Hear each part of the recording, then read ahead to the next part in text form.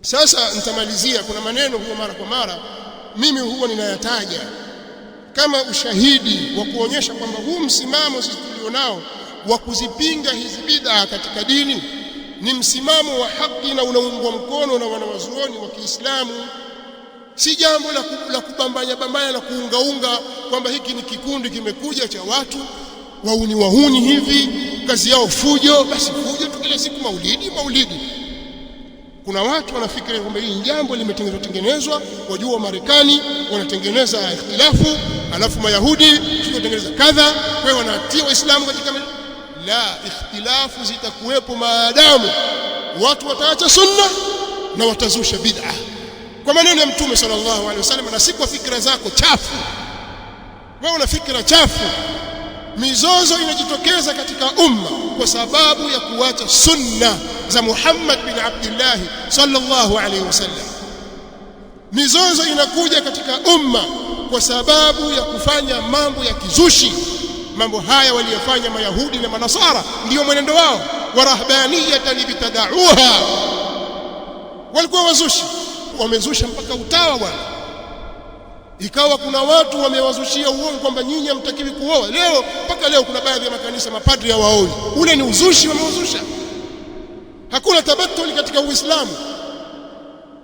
Kwa hiyo hiki si kikundi cha kiuni, ni maneno yamekuja kutoka kwa wanawazuoni, bali kwenye kitabu na as-sunna. Tubaki ndani ya mafunzo ya Mtume Muhammad sallallahu alaihi wasallam, yale ambayo hatukufunzwa katika dini yetu, hata kama tunayapenda na tumeyazoea tangu zamani, tuyaache.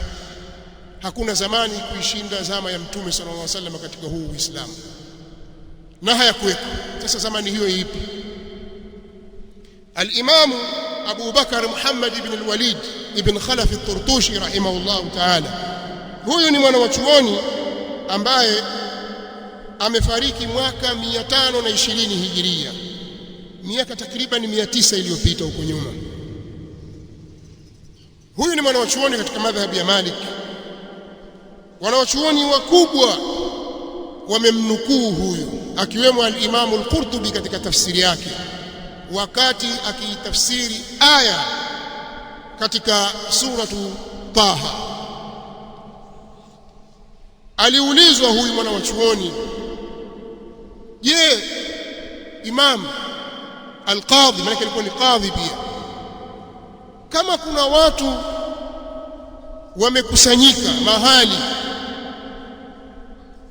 akasoma mwenye kusoma sehemu katika Qur'an na mwimbaji akaimba akatumbuiza pale na kigoma kikapigwa, kisha watu wakacheza, watu wamekusanyika wamesoma Qur'an, kisha anshada munshidun, kisha mwimbaji akaimba akazileta nyimbo nzuri kwa sauti nzuri kabisa, kigoma kikapigwa pale, ikapigwa al-qadhib tahta al-adim, kigongo kile cha mwanzo kikapigwa katika ngozi, ngoma ikalia, kisha watu wakaanza kutifuka kucheza. Hal al-huduru ma'ahum halalun am la? Je, kuhudhuria pamoja na watu hao ni jambo la halali au ni haramu? Al-Imam al-Qurtubi kwenye tafsiri yake Jami'u Ahkam al-Qur'an, kirejea utakuta mambo haya, na wengineo wengi katika wanawachuoni. Msikilize anavyojibu. Alijua tu kwamba watu hawa wanaofanya haya ni watu wa aina fulani. Katika huu Uislamu kuna kikundi cha watu ndicho chenye tabia ya kufanya mambo haya. Moja kwa moja imamu akaruka na fatwa akasema, madhhabu sufiyati batalatun wa jahalatun wa dhalala. Haya ni madhhabi ya usufi. Madhhabi ya usufi ni jambo la batala, ima batala kwa maana ya uvivu na ubatili na ni ujinga, na madhhabi ya sufia ni upotevu. Wama al-islamu illa kitabullahi wa sunnatu rasulih sallallahu alayhi wasallam. Uislamu haukuwa isipokuwa ni kitabu cha Allah na sunna za mtume wake sallallahu alayhi wasallam. Amemaliza mstari wa kwanza. Kipengele cha pili anasema, wa amma ar-raqs wat-tawajud fa awwal man ahdathahu ashabu as-Samiri. Ama masala ya kucheza ngoma, sikiliza kwa makini. Kuna watu wapita na mwengo na vitu gani wacheza, na wengine wakapandisha midadi mpaka wakaanguka chini wakazimia au wakajifanya wamezimia. Mtu wa mwanzo aliyelizusha jambo hili ni mtu mmoja katika Mayahudi, alikuwa ni mfuasi wa Kiwasami. Lamma ittakhadha lahum ijlan jasadan lahu khuwar, wakati alipowatengenezea wana wa Israeli ndama mwenye kiwiliwili chenye muungurumu, alia kama ng'ombe, alia kama ndama, aliwatengenezea kupitia mapambo yao kama ilivyoelezwa kwenye Qur'an. Qamu yarqusuna hawalaihi, wakasimama wakawa wanacheza kando kando yake. Wayatawajadun, na huku wengine wakianguka wakipandisha midadi. Fahuwa dinul kuffari wa ubadi al-ijl, mambo haya kucheza cheza hayo asili yake ni dini ya makafiri na watu wenye kuabudu ndama. Wal-iyadhu billah, ni dini ya makafiri na wenye kuabudu ndama, ndio asili ya jambo hili lilipotoka, halitoki kwenye Uislamu.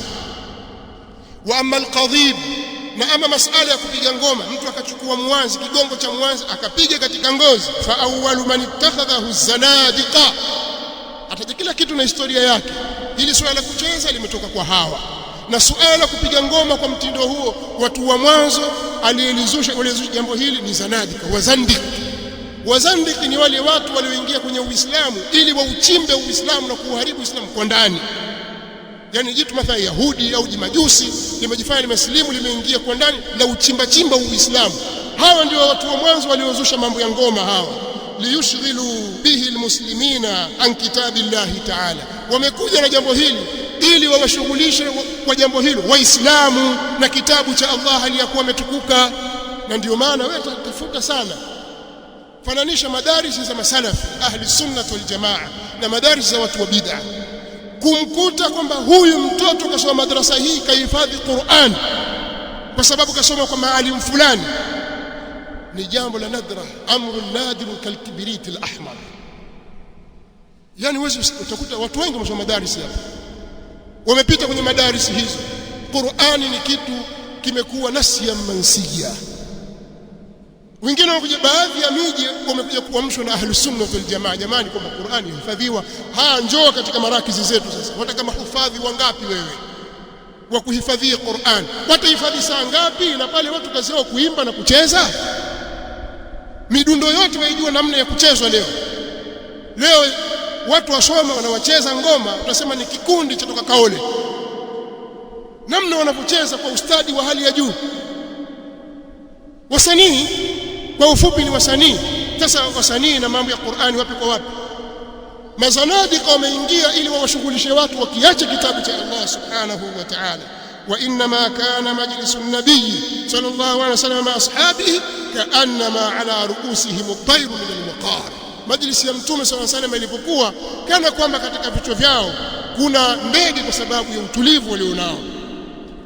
Ushauri na nasaha anazotoa al-Imam anaendelea, fayambaghi lis-sultani wa nuwabihi, kunatakikana kwa mtawala, kama utawala ni wa Kiislamu na dola ya Kiislamu, basi inatakiwa kwa mtawala na manaibu wake, kama ni rais mathalan na wakuu wa mikoa na wakuu wa wilaya, ayamna'ahum min al-hudhuri fi al-masajid wa ghayriha, wawazuie watu hawa wasiingie misikitini na sehemu nyingine zozote sio kwa misikiti. Sehemu za wazi marufuku, mamnuu, kwa kibali cha nini? Tukapiga mdundo, marufuku. Wawazuie, hawasikii wamefanya, peleka fidiposi kule, piga wale. Sultan anatakiwa afanye hivyo na manaibu wake, wawazuie watu hawa.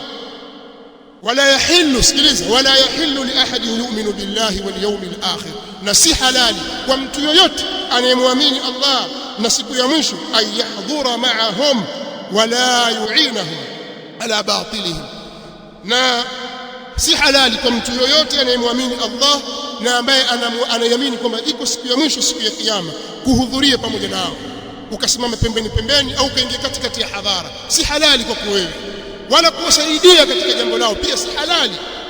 Rejeni kwa tafsiri ya Imam al-Qurtubi, anasema wa hadha madhhabu Malik wa Abi Hanifa wa Shafi'i wa Ahmad ibn Hanbal wa ghayrihim. Haya ndio madhhabu ya Abu Hanifa, ndio madhhabu ya Malik, na ndio madhhabu ya Shafi'i, na ndio madhhabu ya Ahmad ibn Hanbal na wasiokuwa hao min a'immatil muslimin, miongoni mwa maimamu wa Waislamu. Wabillahi tawfiq, akasema wabillahi tawfiq. Sasa ikiwa haya ndo madhhabu ya Abu Hanifa, wewe ufuate madhhabu gani? Mimi sunni. Madhhabu gani? Abu Hanifa Hanafi, Maliki, Shafi'i, Hanbali. Sasa hawa wote ndo madhehebu yao kwamba haifai. Kwa si masala ya vikundi vya uuni tu kuja kuwakataza watu kufanya mambo. Mwanachuoni mmoja wa Kishafiia akiitwa Ibn Hajar al-Makki al-Haytami katika kitabu chake, baada ya kuinukuu fatwa hii akasema hivi: fataamalu, wewe izingatie hii fatwa, wahfadhhu, na ihifadhi. Izingatie alafu uihifadhi. Kama umesikia kama hapa na audio, isikilize mpaka uhifadhi. Fa innahu alhaq, kwa sababu hiyo ndio haki. Wa ghayruhu batil, na isiyokuwa hivyo ni batil. Hii ndio haki na kinyume chake ni batil.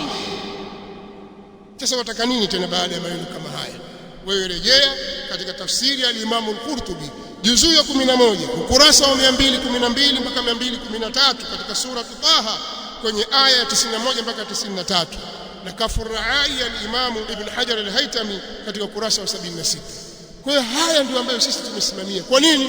Kwa sababu katika dini hairuhusiwi watu kuzusha mambo ambayo hakuyafunza mtume wetu Muhammad sallallahu alaihi wasallam, na kuleta mambo ya kuzusha kama walivyozushiwa manasara na kina Paulo. Ndio maana nikasema huu ni Paulo katika hutuba iliyopita. Maana yangu ni hiyo, haifai kuleta mambo kama haya. Ikawa kule watu wakienda makanisani sikwenda wapi, kazi yao kuimba tu, kuimba.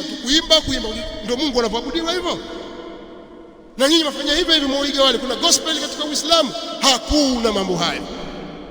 Kwa muogopeni Mola wenu, na jambo hili tutaendelea kulikataza muda wa kuwa roho zetu ziko ndani ya viwiliwili vyetu, insha Allah.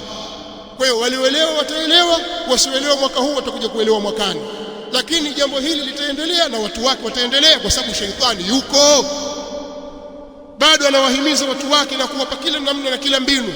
Halitakufa. Ukasema kwamba mwaka huu maulidi basi ndio yamezidi huku na kule. Ni sheitani ndivyo anavyofanya mambo yake, lakini tutaendelea kukataza. Alqulubu salima, na nyoyo zilikuwa zimesalimika, zilikuwa katika fitra, zitaelewa kitu gani ambacho kinazungumzwa na haki iko wapi.